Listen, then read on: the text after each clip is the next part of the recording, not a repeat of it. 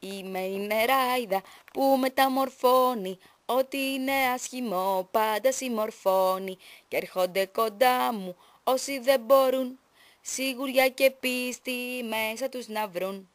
Θέλουνε βοήθεια και τους την προσφέρω και εύχομαι ότι καλό να το καταφέρω. Μα θα πρέπει φίλε μου μέσα σου να βρεις πίστη και αγάπη για να φυλαχτείς από τους κινδύνους όλους της ζωής, κι αυτό να ξέρεις πως εσύ μόναχα θα βρεις. Η νεράιδα της μεταμόρφωσης. Σε μια μαγική πόλη ζούσαν διάφορες νεράιδες και μαζί με αυτές ζούσε και η μικρή μας νεράιδα Τζόαν, που ήταν ειδική στις μεταμορφώσεις.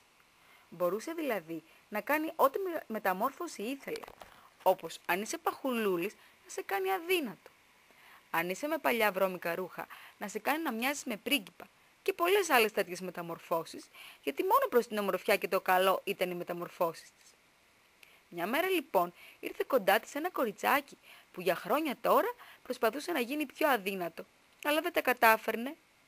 Κι έτσι, όταν άκουσε για την νεράιδα Τζόαν, έτρεξε κοντά της όλο χαρά και ελπίδα, για να ζητήσει τη βοήθειά της. Η νεράιδα μας της χάιδεψε τα μαλλιά και της υποσχέθηκε πως θα την κάνει όμορφη και λεπτή σε μερικά δευτερόλεπτα. Όμως αυτό θα έπρεπε να το κρατήσει η ίδια με δική της προσπάθεια. Δηλαδή να μάθει να τρώει σωστά και να αντέχει στους πειρασμούς των γλυκών και των λιπαρών φαγητών, όπως και να μάθει να ντύνεται κομψά, όπως ταιριάζει στο δικό της μοναδικό σώμα. Γιατί όπως της εξήγησε, όλοι έχουμε ένα δικό μας σωματότυπο που είναι μοναδικός για τον κάθε άνθρωπο. Πράγματι, σε δευτερόλεπτα η μικρούλα μεταμορφώθηκε σε μια όμορφη κομψή δεσποινιδούλα και γεμάτη χαρά φίλησε την νεράιδα μας και υποσχέθηκε πως θα προσέχει και θα αντιστέκεται στους γλυκούς πειρασμούς. Έφυγε λοιπόν ευτυχισμένη και ικανοποιημένη και γυρνώντας σπίτι συνάντησε 2-3 φίλους της. «Τι έγινε αφρούλα?» την ρώτησαν. «Πώς αδυνάτησες έτσι, πώς έγινες τόσο λεπτή και κομψή, τι έκανες, πες μας και μας». «Α, δεν ξέρετε, ζήτησα βοήθεια από την νεράιδα της μεταμόρφωσης και με έκανε έτσι όμορφη όπως βλέπετε, αλλά με έναν όρο, να προσέχω από εδώ και πέρα τι τρώω».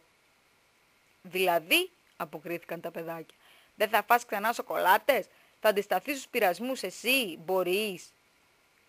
«Ναι, μπορώ, γιατί όχι?» «Καλά, θα τις δείξουμε εμείς. Από αύριο θα δείτε τι έχει να περάσει». Την άλλη μέρα κιόλας πήγαν τα παιδάκια μπροστά της και τρώγανε γλυφιτζούρια, σοκολάτες, παγωτά, πατατάκια και την προκαλούσαν να φάει και εκείνη. «Έλα, αφρούλα, φάε όσο θες. Μας έφεραν δώρα τόσο ζαχαρωτά, δεν μπορούμε να τα φάμε όλα. Δίνουμε και σε σένα ευχαρίστως όσα θέλεις». «Μα εγώ δεν πρέπει να τρώω, αφού σας είπα. Έχω δώσει την υπόσχεσή μου στην νεράιδα. Αλλιώς θα γίνω όπως και πριν και δεν μου αρέσει αυτό». «Ναι, αλλά σου αρέσουν τα γλυκά, έτσι δεν είναι?» «Ναι, μου αρέσουν, αλλά...» «Άσε τα άλλα. Δεν τρως κάθε μέρα γλυκά και μάλιστα τόσα πολλά που έχουμε σήμερα?» «Όχι, όχι, εγώ προτιμώ να είμαι κομψή και να τρώω υγιεινά για να μείνω έτσι». «Ναι, σιγά. Και εμείς σου λέμε ότι τώρα ζηλεύεις υπερβολικά και θέλεις πολύ να τα φας όλα αυτά, έτσι δεν είναι?» «Μα γιατί μου το κάνετε αυτό? Εγώ σας πείραξα ποτέ. Εσείς γιατί θέλετε να με παρασύρετε σε πειρασμούς?» «Εμείς για σένα το λέμε, για να μην στερείς αυτά που θες. Θέλεις να είσαι μια ζωή περιορισμένη σε ό,τι σου είπε η καλή σου τάχα νεράιδα?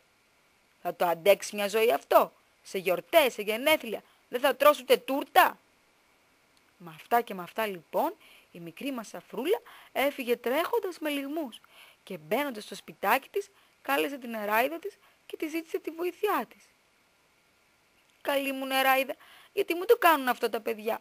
Πώς μπορώ να αντέξω σε όλο αυτό? Δεν με βοηθούν καθόλου. Μου είναι δύσκολο να αντέξω έτσι».